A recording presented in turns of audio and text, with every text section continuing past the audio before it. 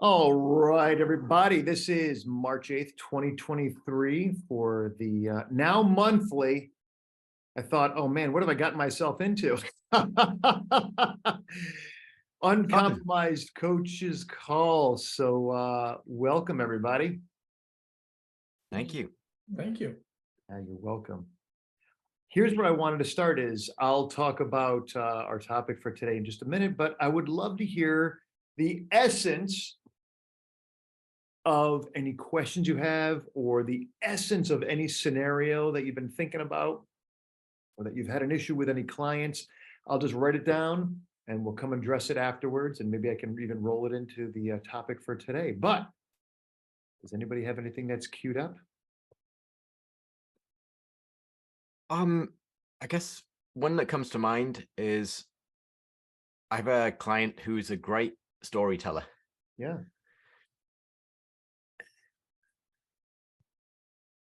Very And senior, very experienced. He's an Oscar winner. But yeah, he's got a lot of information to share. a literal actually Oscar trying to winner? get to a point. A Sorry? literal Oscar winner or a A metaphorical literal one? Oscar. Okay. Yeah, he was on stage collecting the trophy. Yeah. That's awesome. Literal and metaphorical. But yeah, he's a literal Oscar winner, but yeah, he's a great storyteller, but actually getting a focus can be quite challenging. So I was going to ask you, like, what's the quote unquote, what's the problem is getting to focus? Yeah. Awesome. What else is going on? We go off on a lot of tangents and they're all really interesting. I bet they're all interesting and some of them are useful and some of them are just kind of like, Yeah. oh, I kind of want to hear a little bit more about that. But no, focus. What are we doing here? That's great. That's great. All right, Roger, what's up? I mean, nothing I think to bring into the group other than I've got my my orals scheduled for Coactive and Good. I'm prepping for that. Good. Well, anything on your mind? You were doing this thing on a camera a second ago. Is there anything on your mind that you'd love to have punched home once and for all? I can't think of anything. That's perfect place to be. And as soon as I like did the breath and I was like, hey Roger, I was like, oh man, he saw it, didn't he? Step over nothing, everybody. All right, Uncompromised Coaches. Hélène, talk to me. Yeah, I just wanted to say to Roger, do we pronounce Roger, it? but yeah, Roger. Okay, I was not sure. Sorry, that's my French. Like I'm French originally, so like my name is also with accent, so it's Hélène. But nice to meet you. I think that's the first time I talked to you, and I just want to say I passed my oral exam last week. So Yay! I am certified. I'm so excited. I actually learned about it yesterday. I couldn't believe it. I'm so grateful. But all I want to tell you is like, it's just like any other coaching session. Don't stress too much. CTI is just making yourself feel so comfortable compared to probably any exam we had in the past. So, you know, just giving you good vibes and great strength for the exam. Yeah. Congratulations. You're in good company. I passed my ICF exam yesterday. Hey, look at you guys. We're on a roll. Yeah. I didn't pass anything the last couple of days here. Oh, congratulations. We are being joined by another person who just Allie. Welcome, Allie. Hello. We just Hélène and Fred just passed different certification exams. Roger has his coming up, and we're just getting settled with any questions you have, any tough client situations you might have want me to address, and then I'm going to talk a little bit about today's sort of lesson or conversation, and we'll go from there. So give that a little bit of thought, if you will, and then I'm going to ask Kara. Kara, is there anything on your mind that you'd like to make sure? Oh, Ali got CC too. Sorry. Yes, congratulations, Ali. Yeah, thank you. This is that call. Congratulations. I don't have much. No, I don't have much prepared. I'm really excited for the topic today. I have been curious, Ron. So, personal standards, just something that you do with clients and something I've picked up from you and have been doing with my own clients. I was curious about how often you continuously touch on the personal standards throughout the coaching relationship and That's like cool. checking in on those. Cool. I love that you're bringing that up. Thanks. And yeah, I'll share with, I don't think, yes, I've just supervised each of you. So, versus doing any other work. So yeah, you probably don't know what personal standards are. Everybody raise your hands if you have no idea what personal standards is. Okay, good. All right. So I will share the essence of that as well. Cool. Thanks, Kara. All right. So, and Allie, how about you? Anything, or I should say, that's a bad question. What is on your mind that you'd love to make sure we talk about? And I'm here to watch. oh, you're here to watch. Well, you ain't gonna stick around too bad long in the passenger seat, lady. All right. I'm So gonna I'll stay share, but here, I'll but this is my postulate here. first call, so I'm gonna observe. Okay. I'll get the conversation started and we'll check in on what insights are coming to you as we go, okay? Okay, thank you. Good, of course, of course. All right, everybody. So today we're going to talk about, I'm just going to read it off of here. The virtue of leaving your clients not quite satisfied. What the hell? So I think once I start talking, immediately you'll go like, oh, okay. So, but I'm a big fan of let's put words to those thoughts that kind of go through our mind, or you see it in a bumper sticker like, what did I see once? It was in a coach's office too. It said, leave them wanting more. And and I loved that. I was like, oh, wait, right. That's like, you know, you go to a great concert and they come out, they do an encore. It's like, oh my gosh, and they're back and they're great and we're really rocking now. And then they leave. You're like, oh, one more. And now they're gone. They're on their butts like son of a gun. And you just want a little more of that energy, a little more of that insight, a little more of that common experience and that, you know, and a good movie. I mean, I remember watching Rocky. I was probably 6 or 7 years old in 1977. I don't remember how old I was. I was born in 72. So I was a kid and coming out boxing. And it's like, you want more. You want more of that experience. You want to do something with what you've got. And isn't that how we're supposed to leave our clients? So let's kind of break down the anatomy of what we've all done before, sometimes unconsciously, sometimes consciously, sometimes we've wanted to do it and haven't been very successful at it. You know, but the idea is we want our clients leaving more of the experience they're having with you, right? That we're connecting them to themselves. We're helping them. We're creating a safe place for them to be their inner Rocky Balboa, be their inner courageous self, their inner artist, you know, whatever that thing is that you've avoided, that you've been afraid of, that you've been told, well, you're a girl, so, or you're a boy, or you're of this ethnicity, or you can't, but we don't do that. Our kind, it's like all those demons, all those cultural scams come in, and it's like, how do we as coaches create a safe place for our clients to begin to feel and touch that part of themselves and vulnerably express this thing in this little place, and then go out and live it, right? That's what we're doing. Go out and live it and then come back and report to you. This is what I did. This, okay, what do you notice? How do you feel? What's that like in this safe place, so they can touch it again and again and again, and then go out and live it again until you can kind of wear down that path and they can go out and live it on a regular basis. A metaphor I sometimes use, and maybe I've used it in the one-on-one work I've done with any of you guys, but is, you know, you think about, let's take a 3-year-old, you know, and mom takes him to the park and there's a bunch of gang of kids playing.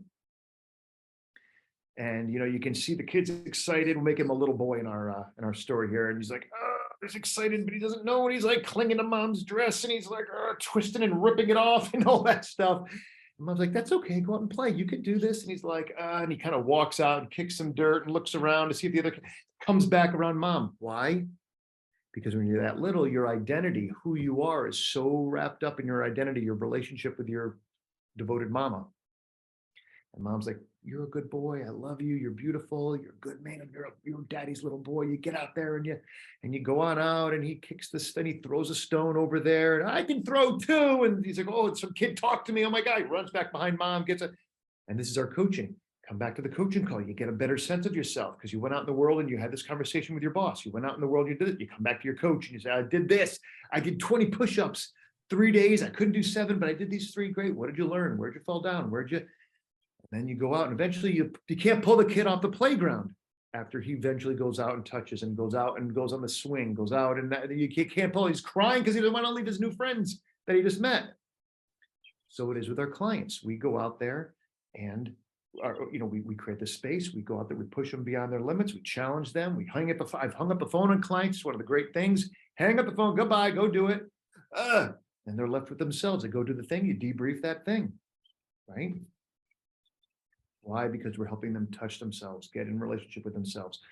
What would satiated look like even in that experience? I mean, how would you know? So what we're doing as coaches is we're helping them touch this part of themselves and then pushing them out of the nest, pushing them away from your skirt. Guys and gals all. Guys, you can wear a kilt if you want, but you got to push them away and get them out there to go do the thing. And I would posit that if you really connect clients to themselves, there's a way that they really love this and they want to be with this. They wish the call was a half hour longer, 2 minutes longer. Sometimes they can't wait to go out and do the thing, right?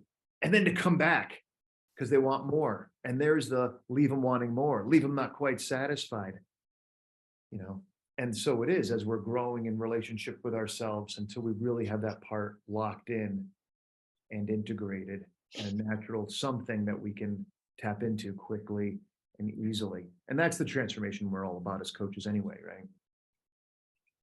I don't need 40 values of life purpose, my inner leader, 12 members, like crew members to counter my demons or saboteurs or scammers. And really, you got that much time to go an inch deep, a mile wide? No, I'd rather go really deep with a few qualities, a few virtues that I really can touch and access when I need them. So there's my 2 cents for the day. What are your thoughts about all that? Go. Roger, I see you breathing again. Yeah, I did just breathe. So weirdly, the thought that came up for me is what I find that I can usually get with a client pretty well is what are they spinning on? What's their stuck point? What's the thing that they come back that they're not even aware they're doing themselves, but is their safe space is what they always come back to. Mm-hmm. And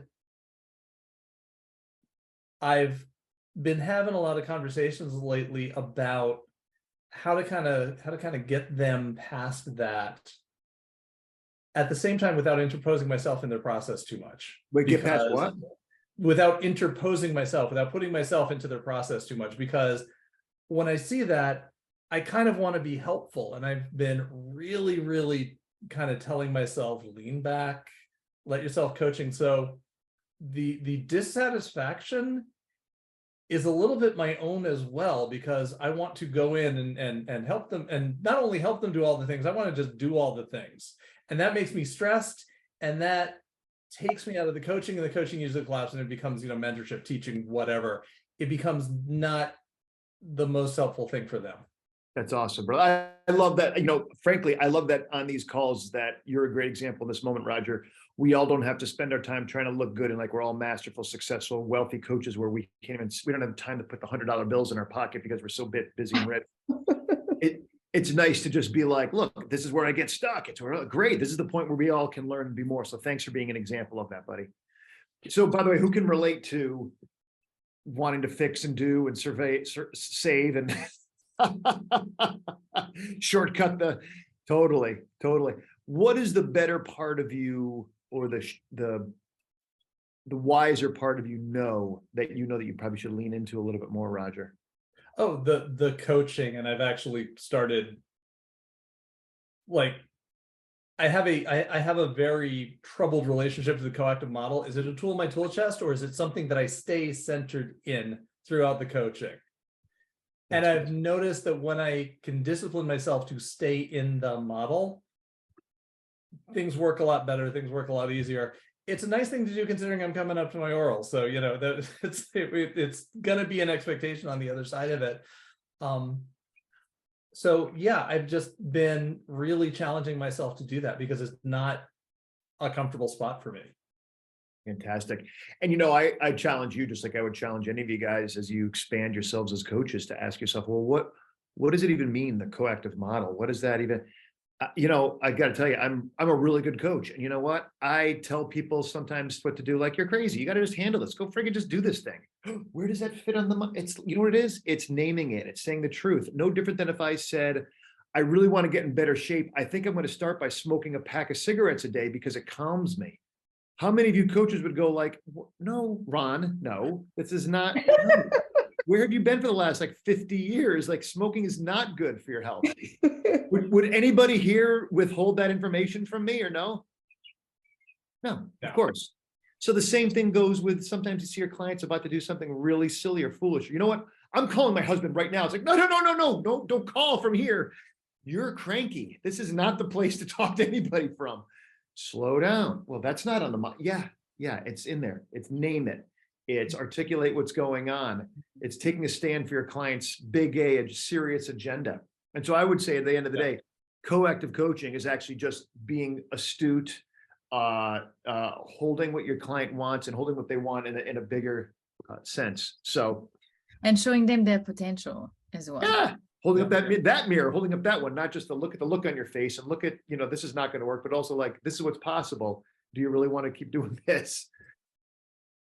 And isn't taking charge one of the tools? Mhm. So, and I think it's a question of degree, you know. Well, amen. And you know what? If I started coaching you and I got pushing you and was being too much of a tough guy, I expect you to go, Ron, stop. No, I need this. And then guess what?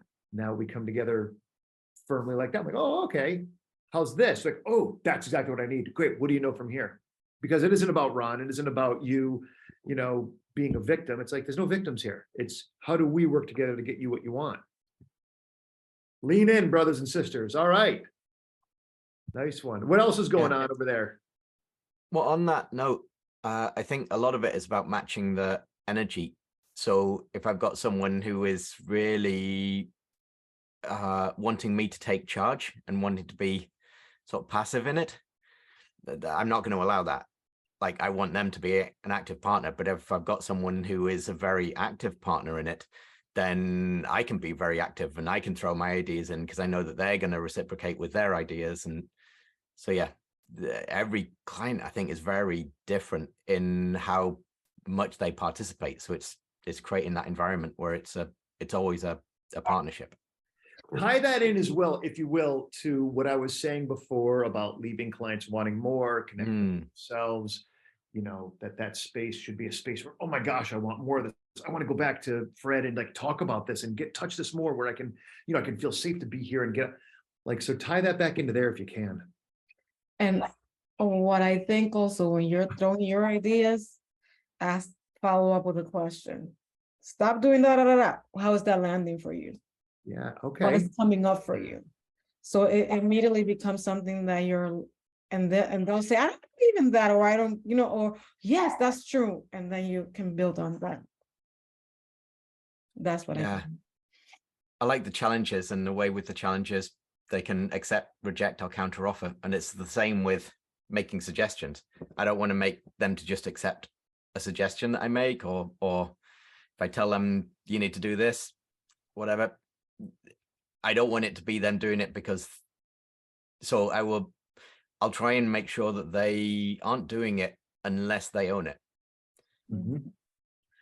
And it's almost sometimes depending, like you were saying, on the client is asking permission. Sometimes I see that I need to ask, can I have permission to tell you something? Mm-hmm. And then saying it and follow up with a powerful question and see how they respond to it. I don't know. No, don't get it thrown. I don't know in there. I If I was guess. coaching you, I'd kick you in the shins for that one. No. Don't weaken what you do know, right? I know. Or what Yeah. you're clear about. Hey, I'd rather have you as a client say the thing and own it. And then we go, yeah, but you just said this. Oh, and then now we clean it up rather than assert and then back off. And I don't know. That makes sense. Yeah. All right, so tie this, both of you guys, I want your help now. Mm. Tie this back into what I was saying earlier about leaving your clients wanting more. How does that connect? Let's stretch.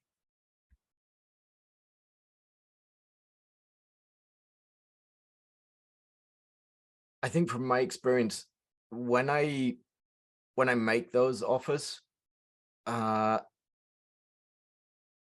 it resonates with them, like I've had a couple of clients who basically say, how did you do that? How did you know that that was what I needed? And yeah, that basically, right. What else is in there? What else do you know about me that I need to know? And letting them know that I don't know, that I'm just holding up the mirror so that they can see themselves better. But yeah, that's when they want more of it. Cool. I like that. All right. You're smiling, Allie. What do you got? No, I just love what he's saying. It's resonating with me. So, yeah. And it's interesting that they think you have like this magic ball, and really you're using your intuition and naming what you're seeing. Yeah. That's what really was coming up for me, Ron, in my head. Like, it's almost like they think you have a magic ball about them. Well, people They- reveal themselves right in front of us. We can see it, Yeah. right? Lots of times. Yeah. Fred, you were There's gonna say one something more in thing? there. Correct. Go ahead. I was gonna say, I think there's something in there about empowering them to find their own wisdom and their own solutions, and then being able to touch that and access it. I mean, that leaves them wanting more, wanting to come back Yes. and get that again. That's great. That's great. I've got something I'm sitting on and waiting, can't wait to say, but that begins to bring me closer. Good, good. All three, all four. Elaine, I think the other thing is being seen, because you're talking about things Ah. that sometimes they can't even see it, but when you say it's like, I yeah, want more of that. I need more. that's great. Like, That's Mm. great. That's great. Yeah. How often is it, what, oh, one of my boys just helped my grandfather, who's getting very old, his great grandfather, with his TV. And, you get old, he starts just hitting all the buttons, hoping to get a result. And his TV was out. Well, sometimes for the old folks, the TV is out as a big crisis, because what do you do all day? And my son fixed it, and my grandfather was so grateful towards him, and you could just see, the sense of him stepping into, and then he leaves and he goes, Gramps, I'll be here. I'll come back on Saturday and check in on you. He's never done that. I'll come back Saturday and check in. You know what it was? The man that is seen as being a savior of sorts, who's a fixer of problems, who makes things better, he stepped up and said, I will come out and do this thing, which maybe typically would not be in his menu of options. So that's wonderful. Yeah. You can actually induce the client to show up and satisfy, which really gets me even closer to what I'm going to say ultimately, by witnessing them, by really seeing them. That's great. All right, Elaine, what do you got? Yeah, no, I think they were all very, very valid points. I feel like also like as we kind of like build this relationship, we have those milestones that we've accomplished together. And this is like almost it's almost like, it made me think about like the pack of cigarettes you talked about, because we become addicted to what makes us feel good, right? Feel joy and the energy and all these things. And so like keeping that energy that match the client that like they're looking for, that they thrive onto, I think it's always leaving them wanting more, because what really resonates with them now. And so like you recognize that for them, you voice it, you name it, like you were saying, you make them feel seen about it and experience it over and over, which leaves them wanting to feel better, to feel more about like of that. That's what I mean. Excellent. All right, let me offer you my last little bit. You guys have all built right here. And then you brought us all the way just shy of where I wanted to go, which is, I want to leave my coaching session with you, Coach, after feeling this connection to this quality, this inner Rocky Balboa, this inner, champion or lover or kind benefactor or whatever. If you leave me wanting more, then I'm all the more likely to go do something that gets me more. oh, wow. So not only do I want to come back to you, right, and be with you because you helped me, you witnessed me and you helped me see, but it's like, by doing the thing, I get to feel this way, and that's our thing, right? Because people, you think of, and look, we got a crazy world today where people are stealing, lying, bombing, and it's for the glory of God, it's for the righteousness of Ukraine or Russia, or you name the thing. We can do whatever we want, wrap a flag around it, and now it's righteous, and you go do your thing, and you think you're justified. Well, I won't go any further in any of the hot stuff today, but we can all hate on Nazis and say, well, how did German police officers end up putting bullets in the back of people's heads? Jew, Gentile, you name it. How? Little by little by little, getting basic human needs met by doing certain things. Oh, you're one of us. Oh, you fit in. Oh, even though it's nasty, there's actually a great book. I think it was Unit 101. I forget what actual numeric designation it was. It may have been, but it was a group of guys that were police officers who were like in their 40s and 50s, and people who they weren't young men, easily manipulatable. Their officer said, you're going to be asked to do horrible things, and if you have to leave, you leave. It's okay. And they looked around and I think nobody, or just a couple guys left. Because why? Well, you don't want to abandon your guys, even though it's going to be dirty work and you don't know precisely what it is. You don't want to leave. So you're getting your needs met right there. Bang. Oh, now we're in this far. Oh, now we're in this far. Oh, I just watched him shoot. Well, I don't want to be the only guy not shooting somebody. How the heck does that happen? Little by little. So if you take that same principle of human needs that need to get met, is I'm going to get my need for significance, as an example, met by, causing trouble, or by doing good, or by being a big victim, right? There's many, many, many ways to do this, but you connect me maybe to this very powerful part of myself where I feel significant in my relationship with you. I can't wait to talk to you again, because you witness me, you see me, you like me, you get me, you see the best. You keep pushing away all the garbage and calling forth the best in me. Boy, you get me to say, Ron, wait a second. You keep talking about being a man of discipline. You keep saying that you need to mow the lawn every week. We're not talking for 2 weeks. I challenge you to mow your lawn tomorrow, and then the morning before we speak again. 2 times in 2 weeks. And as you do, you step into being that man of discipline. Let it wash over me. What conversation do you want to be having with me 2 weeks from now? What kind of man shows up and just handles the damn lawn, even though it's irritating, it's dirty, it's whatever? Now you're getting me in relationship with that, right? Now you're leaving me wanting more, wanting to mow the damn lawn, to step into being this guy. So you guys have all had me mentor you in one way or another. And you've all heard me hammer probably at different one time or another about you don't need 17 resources, you need a few access points to a few deep. This is where transformation really happens. Because if I can really be a man of discipline, if I can really show up. Bye, Ellen. It's great to have you here. It was awesome to be part of it. Have a good win. You too. If I can show up and do this thing, well, guess what? A man of discipline. Do you think I want to now eat at 8:30 at night when I said I wasn't going to eat late at night? Nope. So now the discipline shows up there. So now if you think about, Coach, you come in and debrief me next or 2 weeks from now. Hey, Ron, what did you do? What did you mow the lawn? Now we could do the scenario where I only did it once. We could create a scenario where I didn't do it at all and what to learn and everything else. But what I'm wanting to teach is unpacking that success to build it and create more of the thing. So yeah, I did it. Oh my gosh, that's awesome. What do you notice? How do you feel? Right? Connect. What's going on inside your body? Like, if you even say this, look at your face. What do you notice? Man, I'm feeling this. Man, I want to go out and do that thing. I've been avoiding clipping my hedges, Ron, by the way, but you're inspiring me.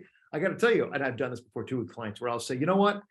I don't want to clip my damn hedges. I'm not paying somebody $40 to come over here and spend 20 minutes rounding the damn hedges. Take longer for me to find somebody anyway. I'll clip the hedges, Ron, if you mow your lawn before tomorrow. Now a little back and forth. That's fun. But even if you don't do that part, okay, Ron, where else has this discipline been showing up? You know what? The last 2 nights, I didn't eat after 8:30. No way. You're a total animal, Ron. Right now, you're witnessing, you're acknowledging. Wow. So it's showing up here. Now you're showing all this evidence of how it's showing up. Bang, bang, bang, bang, bang, bang. You are a man of discipline. How do you want to express this now? And this is how we create a nurturing cycle versus the vicious cycle of I'm a loser. I was never able to, you know what, I grew up like this. I was always a survivor, you know, whatever that story is. So, and actually this could really roll in nicely to the question you had, Kara, about the personal standards, but I want to hold up before we go there to see what else is percolating in y'all's minds right now. I love the question, where else is this discipline showing up? Just to connect them, to get them to connect the dots of, oh yeah, I mowed the lawn, but it's not just about mowing the lawn. The part of me that was able to mow the lawn also showed up in these other areas too. I know I should do a whole call on this, and it's okay because we're going to repeat. You'll be here as long as you want for any of these calls, but we're going to repeat some of these same things from different angles at different times. But I'm a huge fan of, right, who we are drives what we do creates our results. I'm a huge fan of, let's just keep hammering the being, hammer the being, hammer the being. And again, that's why we don't need 62 values, we don't need all this stuff. We need a couple handles. And so if you say, Fred, say, you know what, Ron, I'm wanting to really slow down and be deliberate in my communications because I do this, I do that. Well, if I'm coaching, I want to say, hey, we were just on a call, the call we're on right now. We were just on a call a half hour ago, man, and 2 times, and I'm just kind of, now I'm going to make up a little bit and riff off of how I have perceived you already today, is twice you've chimed in, and it was really deliberate and thoughtful, and I would actually point to evidence as soon as I possibly could of how I've seen you show up that in the recent history. So then it's like, oh, because I'm already breaking this thing in you that it's like, it's hard, I can't, I haven't for so long. It's like BS, not true. Do you see? Yeah, but it's only a little. Fred, shut up. It is only a little that I've seen in the last 20 minutes, but it is a thing. So we've already busted your saboteur's BS. It says it's not there. It is. So the story, the real story, the true story is you just want more of it. Oh, yeah, I guess so. Right. So now we can give it all the emotional story that you've built up as I can, or I haven't, or whatever else. So that's a huge thing, is just look for, as soon as the person names what they want, you just become Sherlock Holmes, pointing out the evidence all over the place of it all, how it's already manifesting, and you build. Yeah. Thank What you. else is going on? You're welcome. I guess for me, I don't know. It's I've been more intentional about setting an intention in the morning as part of my meditation practice. And I know the thing that I'm doing more and more is, my intention is, let me lean into that edge just a little bit today. You know, let me just embrace the difficulty and just bump up against it, because if you bump up against it, it's a little bit easier tomorrow, it's a little bit easier tomorrow. And the thing is, if you go into the groove of it's always easy, then you get stuck, you plateau, you stay where you are. So, you know, what can I stretch? That's great. Yeah. So that's on your mind, consciously on your mind. And, you know, if I was coaching you, I'd be looking like, hey, how did you show? Well, I couldn't make the call, Ron, your call, Ron, your uncompromised call, but I showed up anyway. Like, well, okay, great. So what was that? Oh, that was me going like, screw it. It's not comfortable, but I'm doing it anyway. It's like, all right, how else does that need to show up tonight? Right. So we're going to keep that momentum going. That's good that it's conscious on your mind. I love that. And that's what we're supposed to be doing as coaches. So what else before I start answering the questions we started with?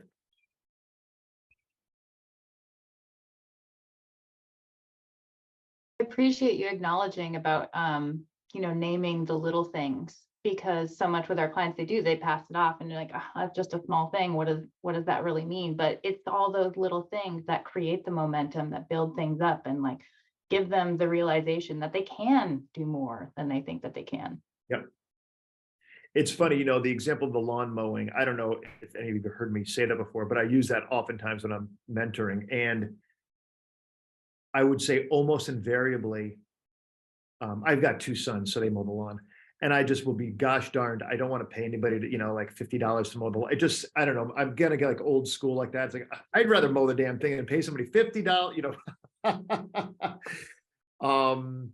In my place in New Hampshire, I you know what, it would take a farmer a long time to mow what I got. So it's like, yeah, that's not a thing. So I've got to be self-sufficient. And so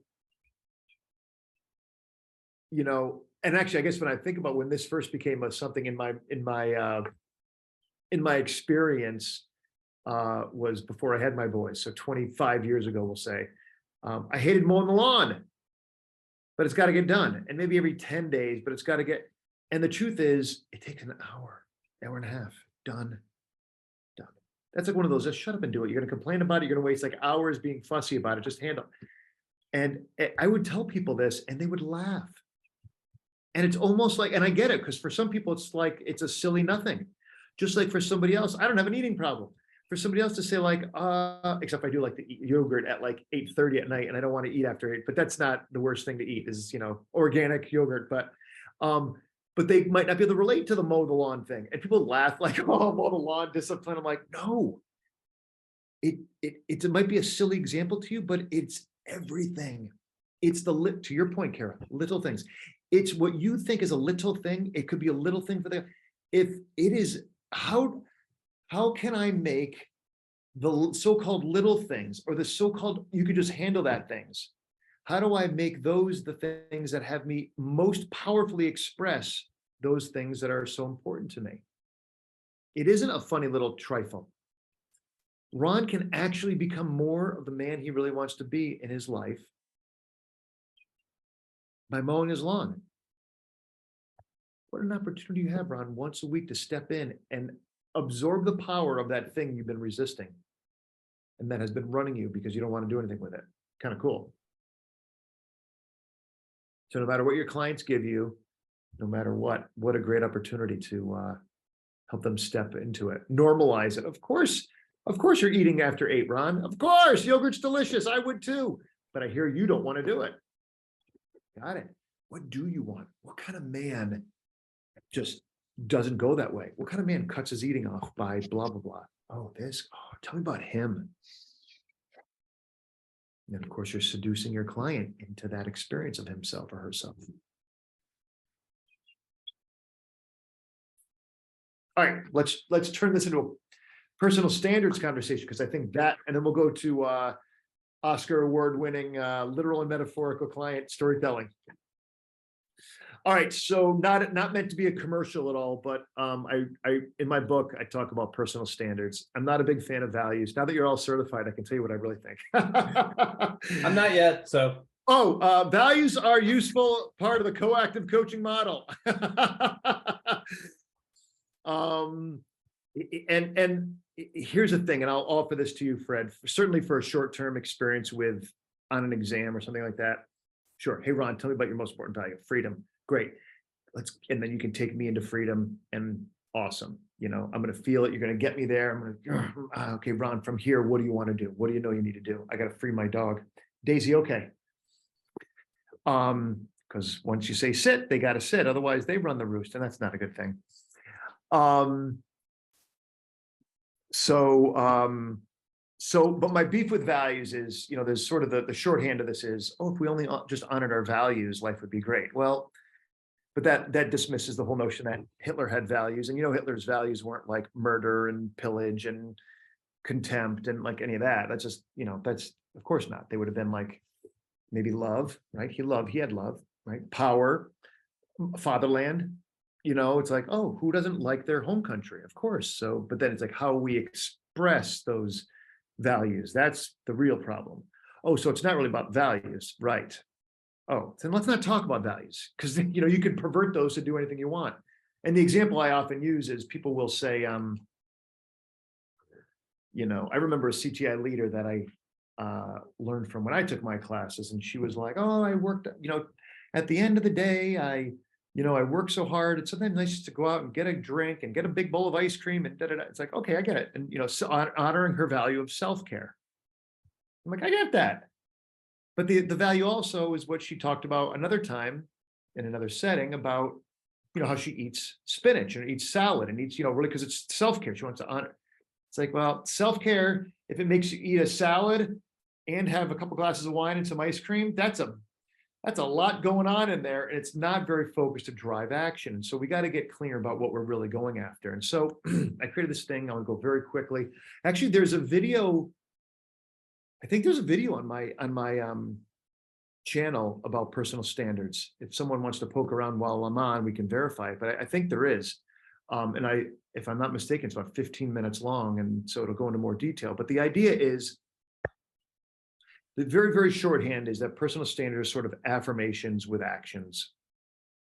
After I did about like a 20-minute long description, I was giving a speech once.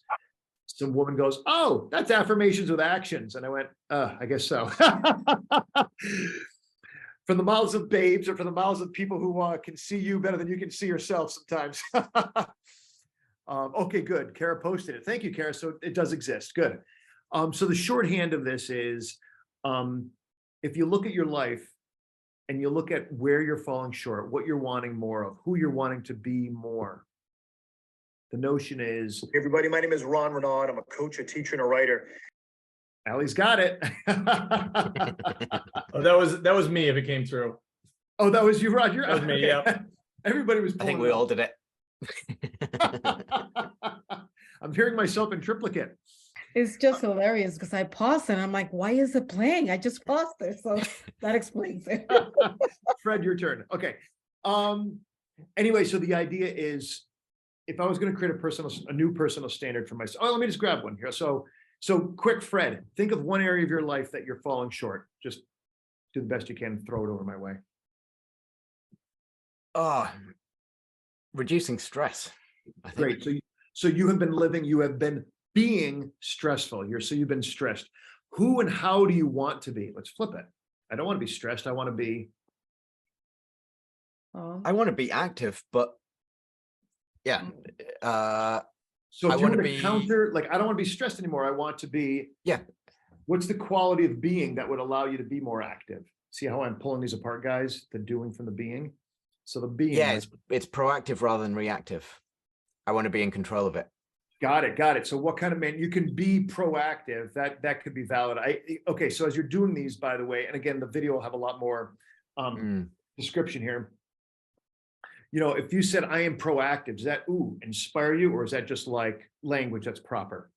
Yeah, because the natural reaction is if I'm playing word games, the opposite of stress is, yeah, I want to be relaxed. I don't want to be relaxed. I want to be actively doing stuff. I just want to not be overwhelmed by it. Okay, so then what I would have you do, if I was coaching you, and this actually could fall into the realm of leaving your clients wanting more too. When I do this with clients, I do this in my discovery sessions, and then I'll do 2 with them, maybe get a third started, and leave them somewhat confused, somewhat clear about what they're doing, but not quite, to let them push it through, work it through on their own, and then we just ping pong them back and forth until they've got 4 personal standards. And the idea is, what I want you to do. Let me finish this with you then first. Then the idea is, okay, good, you want to be proactive. The next thing I would have you do, we're not going to take the time for unless it comes to you right away. Yeah, I know you're gonna leave me wanting more, aren't you? Yeah, hey, inadvertently, but yes, I am. So the next thing I would have you do is, I'd say, okay, great. What's a word? I'm guessing it might not be proactive, but like, what's a word that like, inspires you? Is not, I am proactive. Is like, I'm an ass kicker, or I am potent. Like, what's the word? And then I would have you think about that and just, come back to me. And because I want you to pick a word, a quality of being that has emotional content that actually stirs you. So I am potent, as an example. Great. And so the other part of this is, that's who you are, your identity. Who you are is who you're at your best. Now, there's a whole lot philosophically that's coming in here in a hurry, guys. And we could do a whole call on this. We could do a call on your philosophy as a coach, which, is a big, big deal. It takes multiple calls, I'm sure, to really unpack all that. But so I am potent. Great. Fred, what will you do on a daily basis, right? Because like we were saying before, we want people practicing this thing again and again. So even offhand, what's one thing you could do on a daily basis to be more potent or proactive? And I won't hold you to this, but just for the sake of our time. Let's just say I can start the day meditating. Great. So, and I'm going to keep it really easy. So I meditate 5 minutes every day. I meditate. Yep. So the personal standard for you then would be, I am potent. I meditate 5 minutes first thing every morning. So it's a quick, tight, not paragraphs. It's not, I try to meditate. I begin my day by looking to meditate. It's specific. I meditate 5 minutes every morning. And why are we specific? Because I want you tonight, when you go to bed at night and you reflect on these standards, your personal, not my standards, your personal standards, I want you to go, I meditated this morning, right? You did. And then you're like, oh, I am potent. I am more potent. So not only you put it breathing life into this, you're doing something that is evidence and validates it. Because what happens with values is we go like, well, I honored my value. Yeah, I ate the lettuce and I had some tea and I did this and that. And I told that person that fuck off, but you know what? She deserved it. So I was honoring myself. And it's like, they just get squishy. And so like, how do we pull this together and go, no, in order for me to reflect this way of being in the world, this is how I need to start showing up. And the access point, for what it's worth, is where am I falling short in my life? How am I showing up in a way I don't want, right? You'll notice one way is about the doing, one way is about the being. But either way, and you can go in the front door or the back door. I've been really lazy lately. Great, Ron. Well, it's being. The front door would be is I hate mowing my lawn. I got to start mowing my lawn. Or that's the kind of the back door, but whatever. I got to start mowing my lawn. Great. What kind of man handles the lawn? Being. Great. I've been really lazy lately. How do you want to be? I want to be potent or powerful. Great. So I am powerful. What's one thing you can do every day, Ron, to live into that sense of power? Bang. So again, there's a lot more to be said about that. So, Kara, your question was like, how often do you review this? So the essence is, I do this with people in a discovery session. We ping pong back and forth. Usually we can get them settled within a few days. Because people say, like, I try to do this. I'm potent. I'm really a pretty good person, or I'm really a good guy. And it's like, no. I am. You're actually acknowledging yourself, affirming yourself. So it's about really kind of cleaning these up. And like I said, 4 of them. So once we get that done, people do these and either using my journal or doing these. You speak them in the morning, like, I am potent. I am potent. I am potent. I meditate 5 minutes every morning, whatever it is, like you kind of tell you it really locks in and you can feel it. And then you go to the next one. You take 2, 3, 4 minutes. And now you've actually put some intention that you were talking about, Roger, into your day. And then you go execute. And in the evening, you say them again and reflect. And just now you actually can see it's not a gestalt of, am I getting better? It's no, there's actually evidence that I am getting better in these areas. So now we can answer Kara's question. How often do you review? Well, I'll check in for the first few weeks or a couple months with my clients. How you doing? What are you learning? What are you noticing? I need to change this one, Ron. I'm really good at this. I just said that because I think I was blah, blah. Okay, great. So we rework it. But once they get it, the idea is I often refer to these as like Christmas decorations, depending on your religion. But lots of us, you pull out your Christmas or Hanukkah or whatever your decorations are. You pull out your whatever decorations sometime in end of November or December. Come January, they're all back up in the attic. It's like, these are relevant now. But the idea is once I've integrated meditation in my life and I don't need to keep locking in and becoming more of this, because I already am potent. I'm already very proactive. It's like, great. Now survey your life and see where else are you falling short that you could step into. So like a Christmas or like a holiday decoration, that goes in the attic and you grab another personal standard to fill its place. You create a new one. And so they'll rotate in and out. I've heard of them as absolute. I am potent. I meditate 5 minutes a day. Absolute and seasonal. They're useful for this season. So how often do I check in? Well, I'll check in like that, like I said, for the first couple of months, pretty frequently. How's it going? What are you learning? What are you noticing? Are you coming through with this? Okay, what's the effects of that? The impact of that? And then, like I'm thinking of somebody I've been working with for about 6, 7 months, maybe now. And we're redoing his right now. So let me back up a couple months. So we weren't really talking about them for a couple months. I mean, he'd come in and be like, Ron, I'm doing this, I'm doing that, I'm handling this. Like, he's a real proactive guy like that. But I don't initiate any conversation around it. And then so I would say 1, Kara, trust your gut. 2, the purpose of personal standards is to have me develop, to be more potent, to be more patient, to be worldly, because I'm practicing Spanish 10 minutes every day or whatever. So it's like, it really matters. So you do want to be checking in somewhat regularly, like any other accountability. So even a quick, how the personal standard's going. What are you learning? What do what's going on over there? And if there's anything to note, they'll tell you.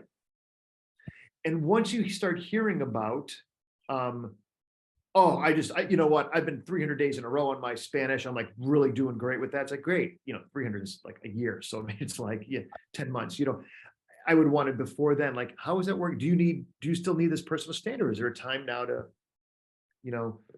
is it time to put that one in the attic? Because you just got this thing integrated, integration, integrity. You're becoming a more integrated human being, one with the better part of yourself. You're stepping into your integrity more with yourself. Is it time to throw that in the attic and grab a new one and develop it? So this should be a live conversation.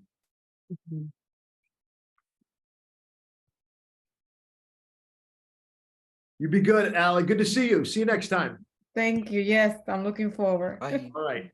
Peace. Paz.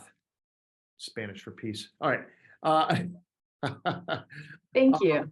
Yeah, you're welcome, Kara. Great question. Fred, your storyteller. We're going to take this in the last 3 minutes. You get short shrift today, but sorry. That's okay. Already got a lot out of it. Thank you. You're welcome. I got to tell you, for me, the essence, my friend, is, depending on the personality, I like to talk. Can you tell? I like to talk. I like to teach, and I can bust on myself and tease a little bit, but the truth is I do enjoy talking and thinking out loud, and then you push back, and then, it's somebody like me as a client, I need to talk and think out loud. And maybe I'm not a storyteller, but I'm an out loud thinker. You don't want to be like, Ron, I got it. You can't be condescending. You can't shut me down. You can't, that energy is going to seize me up and you will not get me. Gone. And you're going to get my check for the next 2 months until our contract ends. And then I'm out of there. And maybe I'm a man who's going to tell you what happened. And maybe I'm a man that's just going to let it end and you're not going to be any better for it. So what you need to do with, just like people who are often in their heads, I'm not like an in my head guy, but if somebody in their head, you don't go like, Ron, you're in your head. You go like, wow, that's great, Ron. Those are like brilliant thoughts. And you're so like logical about all that. That's awesome. You got that figured out. Let's also begin to drop this into your body and notice what's going on there, right? So you love this and incorporate the rest.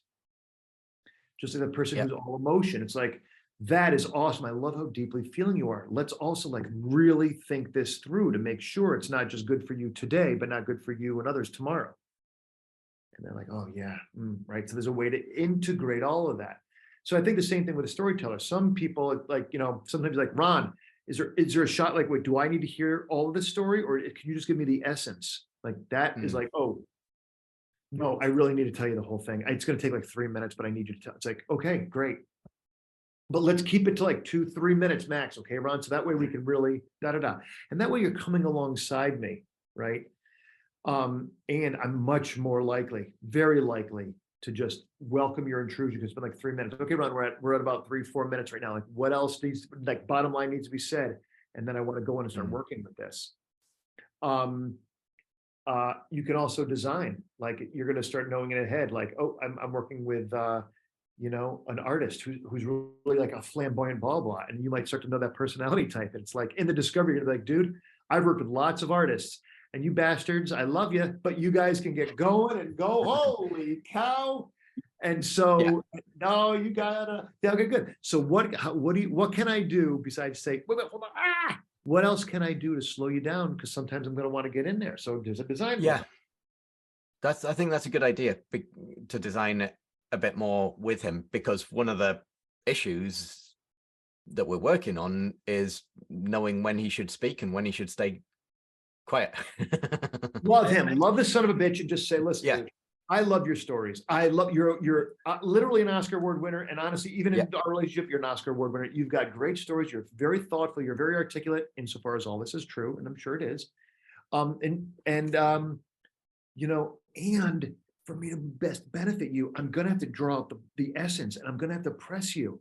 And I'm actually have to give you great feedback because sometimes I can find myself fading out and tolerating or waiting you out. Yeah. You don't want to live with people. You don't want people doing that to you. No, I don't. Yeah. Great. So do I have permission in service of X to do Y? Yes. I have a quote on my murder wall that I actually called from one of the certification recordings. And it was, if I feel you're telling me the same stories that you're telling everyone else, I'm going to call you on it because I want us to have different conversations. I love that. Holy crap. The same story you're telling everyone else. That is so rich. I too coach an artist, and I've used that, not an Oscar winner, but I've used that line. Holy cow. I'm going to need to unpack that. That is so rich, because guess what? We get our needs met by being seen, about being the victim, about like, this is who I am, or this is what I am, or this is what I do, or that. It's like, I got it. We're having a different conversation about who you could become, about what you want. Roger with the big win at the end here. All right. Absolutely. Everybody, let's get your Ready for his exam. Closing thoughts. Will wish Roger luck. Quick closing thoughts on our call. Kara, ladies before gents. Sure. I love the building up momentum, leaving our clients wanting more and building up the momentum and honoring the little things. And Roger, I love that piece of gold that you just dropped there at the end. I just had to scribble that down in my notes. So thank you. Gold. Great, Kara. Fred, hit us. Yeah, it's hard to know where to start because it's all been so valuable. I just really appreciate these and just checking in and those little nudges in the right direction. And yeah, I love the focus of the personal standards and just getting direct with it. Good. Thank you. You're very welcome. You're welcome. Roger, take us home. I have also, my curiosity has been piqued by the personal standards, and you know, and as I've worked with values, and I'm not entirely convinced, but I'm curious about both of them, you know, where they fit and where they can fit. Awesome. Well, I love that. That's fun when we get really our gears turning like that. All right. Well, I'm going to say this was a fun call, and it's 7:01 or 01, depending on where you're living. So I'm going to cut y'all loose. Yeah, we'll leave it here. And I guess until we see each other again, I'll get an email out about a call for April. Coach Uncompromised, lady and gents. Thank you, Ron. Right. Thank you so much. You're very welcome. See you again soon. Again. Bye. Okay, you got it.